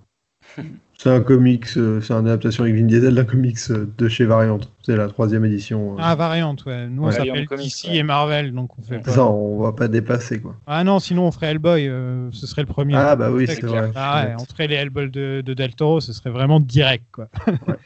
On pourrait faire des trucs genre Sin City, V for Vendetta, tous ces trucs-là. Bon, V c'est encore DC, cela dit, hein, si je me trompe pas. Ouais. Et... Et il y a Watchmen hein, dans les DC, d'ailleurs, Oui, dans c'est la vrai. liste. Bah, tu veux pas les faire? Ouais, là, non, mais c'est vrai que ça va me prendre trop de temps. J'ai pas le temps, ouais. Malheureusement. Voilà. Watchmen, c'est un peu décevant. Ouais. Tu peux pas le Enfin, faire. si le temps revient, mais là. Dorian, il m'a dit qu'il était en train de bosser sur un logo et il était chaud, il l'a fait pendant 2 jours et je fais bon, bah finalement, on le fait pas. Non, mais on finira bien par le faire. Mais c'est vrai que si je peux avoir un peu plus de temps que ce que j'ai là pour me faire la vraie version intégrale et tout, je dis pas non, quoi. Oh, je me ferai pas la version intégrale, les gars. Ah, Bon, si. moi, je viens de me la faire, donc c'est bon. Non, mais je regarderai le film. C'est bon. Je commence à en avoir marre des versions intégrales. Là. Mais Laissez-nous t'as tranquille. tout.